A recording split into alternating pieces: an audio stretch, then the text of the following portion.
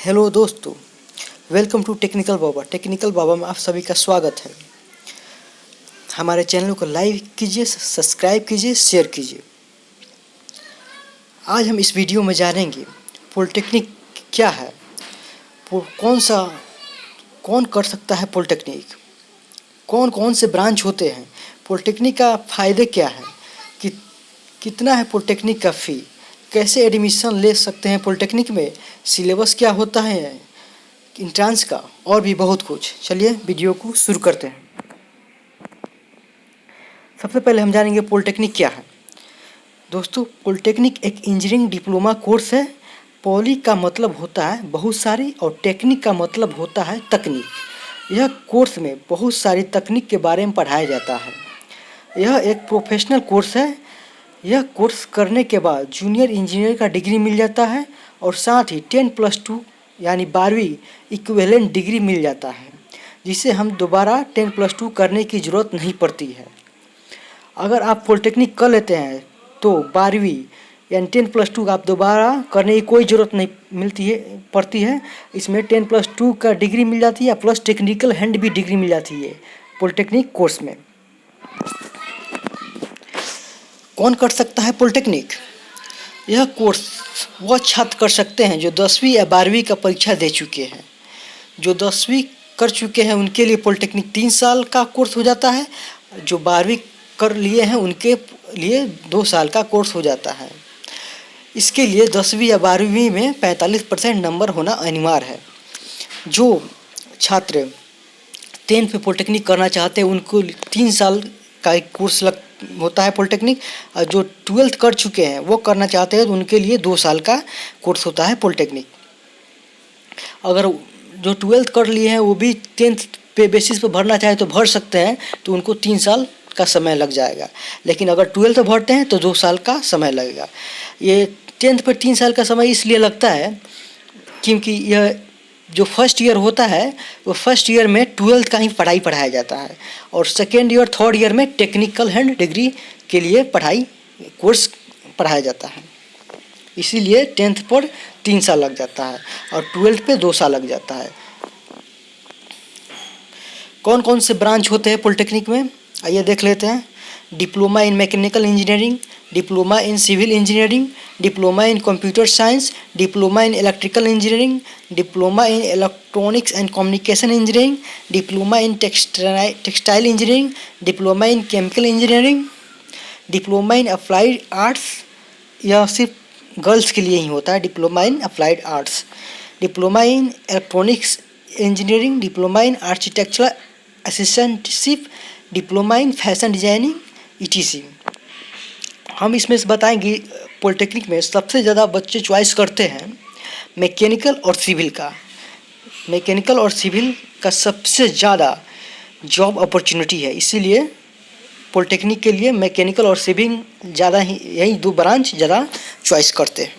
आप अपना मर्जी से कोई भी ब्रांच ले सकते हैं, कोई दबाव नहीं है कि सिविल और मैकेनिकल है। जो आपका जिस ब्रांच में आपका रुचि हो वही ब्रांच लीजिए, ताकि आगे बीटेक करने में फ़ायदा हो और उसमें आप बेहतर कर पाए। पॉलिटेक्निक का फ़ायदा क्या होता है आइए जान लेते हैं। अगर आप 10वीं के बाद पॉलिटेक्निक करते हैं तो 10+2 करने की कोई ज़रूरत नहीं होती है जी।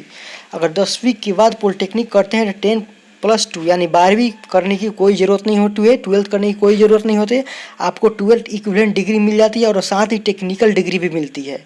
यानी पॉलिटेक्निक करते हैं तो 2 डिग्री मिलेगी, 12th की डिग्री मिलेगी और टेक्निकल हैंड डिग्री मिल जाएगी 10th के बाद। और आपको तुरंत सरकारी नौकरी में प्राथमिकता मिलती है, तुरंत सरकारी नौकरी भी लग जाता है। और बिहार सरकार 2 साल पहले अनाउंस किया है कि जो बिहार गवर्नमेंट से जो पॉलिटेक्निक करेगा उसको 50% आरक्षण होगा। बिहार सरकार की जितनी भी वैकेंसी आती है उसमें 50% आरक्षण होती है। यानी ये ऐसा प्रोफेशनल कोर्स है, इसमें तुरंत ही जॉब लग जाएगा। इसमें कोई बैठता नहीं है पॉलिटेक्निक में। बीटेक वाला बैठ सकता है, लेकिन पॉलिटेक्निक करके सरकारी कॉलेज से पॉलिटेक्निक करके कभी नहीं बैठ सकता है। और आपको जूनियर इंजीनियरिंग का डिग्री भी मिल जाता है ये कोर्स करिएगा तो। पॉलिटेक्निक करने के बाद आपको सीधा बीटेक सेकेंड ईयर में एडमिशन मिलता है। अगर आप पॉलिटेक्निक करके जाते हैं बीटेक करने तो डायरेक्ट सेकेंड ईयर में ही आप बीटेक के सेकेंड ईयर में ही एडमिशन मिलेगा, यानी बीटेक आपका 3 साल का हो जाएगा। अगर जो 10+2 यानी 12th करके जाता है बीटेक करने, उसके लिए 4 साल का बीटेक का कोर्स होता है। लेकिन जो पॉलिटेक्निक करके जाएगा उसके लिए 3 साल का ही हो जाएगा, क्योंकि ये सेकेंड ईयर में डायरेक्ट एडमिशन होगा। इसलिए सेकेंड ईयर में डायरेक्ट एडमिशन होता है, क्योंकि जो फर्स्ट ईयर होता है उसमें बीटेक में जो फर्स्ट ईयर में जाएगा तो सिर्फ नॉर्मल सा बेसिक टेक्निक के बारे में सिखाया जाता है, और पॉलिटेक्निक में सेकेंड और थर्ड सेमेस्टर में इतना स्टूडेंट पढ़ लेता है कि बेसिक और थोड़ा एडवांस जान जाता है। इसी कारण वो बेसिक नहीं पढ़ाया जाता, सीधे एडवांस में जाता है सेकेंड ईयर से, और सीधे सेकेंड ईयर में ही एडमिशन होता है। यह कोर्स करने पर आप एसएससी, आरआरबी, जेई का फॉर्म भर सकते हैं, रेलवे में जूनियर इंजीनियर बन सकते हैं। अगर पॉलिटेक्निक आप करते हैं तो रेलवे में एक आरआरबी जेई यानी रेलवे का एक जूनियर इंजीनियर का फॉर्म आता है, वो आप भर सकते हैं। और पॉलिटेक्निक अलग जो छात्र पॉलिटेक्निक करता है उसी का इसमें ज़्यादा अधिकांश जॉब लगता है। आप चाहे तो रेलवे के साइट से ये डाउनलोड कर सकते हैं, नोटिफिकेशन उसमें सब दिया हुआ है कि कौन सा स्टूडेंट क्या पढ़ रहा था, उसको आरआरबी जेई में उसका बीटेक का लाका ज़्यादा हुआ है कि ज़्यादा पॉलिटेक्निक का लाका हुआ है।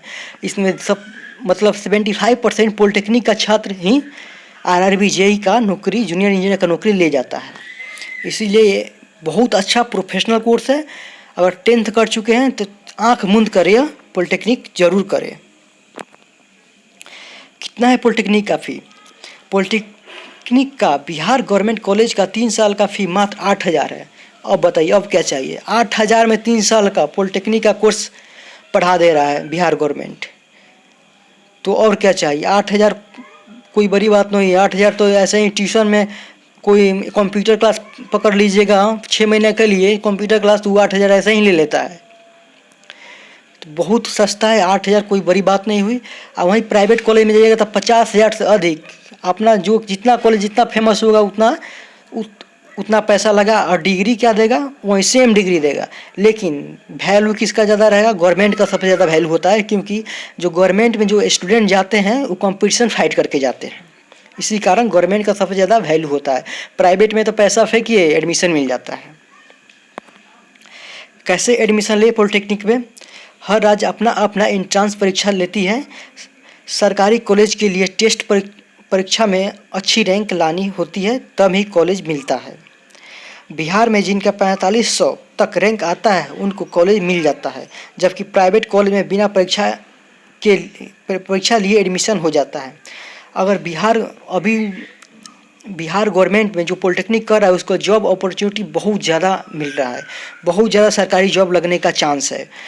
और जो इसमें बहुत सारा स्टूडेंट फॉर्म भरता है, अगर जो 4500 के करीब रैंक ला लेता है उसको पक्का है कोई ना कोई कॉलेज मिल ही जाएगा।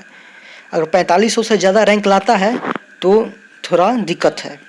और प्राइवेट कॉलेज में क्या, बिना प्राइवेट कॉलेज में पैसा दीजिए एडमिशन पाइए, कोई दिक्कत नहीं है। कोई एग्ज़ाम नहीं लेती है प्राइवेट कॉलेज, सीधे आप आइए और एडमिशन ले लीजिए, कोई दिक्कत नहीं है प्राइवेट कॉलेज के लिए। लेकिन सरकारी कॉलेज के लिए आपको एग्ज़ाम देनी पड़ती है। और ये form Bihar government form DCEC जारी करता है एक फॉर्म नाम करके, वो पॉलिटेक्निक का फॉर्म होता है, वो फॉर्म भरना पड़ता है। उसके बाद एग्ज़ाम देना पड़ता है। उसके बाद वो अपना मेरिट लिस्ट निकालता है। मेरिट लिस्ट में नाम जिसका आ गया उसका तो एडमिशन पक्का है। सिलेबस क्या होता है एंट्रेंस का? तो सिलेबस क्या होता है? अगर 10th पे देते हैं तो science, math, social science, Hindi और इंग्लिश यानी 10th का ही सिलेबस रहता है। अगर 12th पे देते हैं तो PCM, physics, chemistry, math, English रहता है। अगर 10th पे देते हैं तो social science, math, science, Hindi, English को डीपली पढ़ के जाना पड़ता है, क्योंकि क्वेश्चन इसका कोई आसान नहीं होता है। क्वेश्चन कॉम्पिटिटिव एग्ज़ाम है, बहुत सारा स्टूडेंट बढ़ रहे हैं, सीट बहुत कम है, 4,500-5,000 सीट ही होता है। इसी कारण इसमें निकलना बहुत मुश्किल है। बस इस वीडियो में इतना ही। वीडियो देखने के लिए धन्यवाद। तब तक लाइक करें, सब्सक्राइब करें, शेयर करें।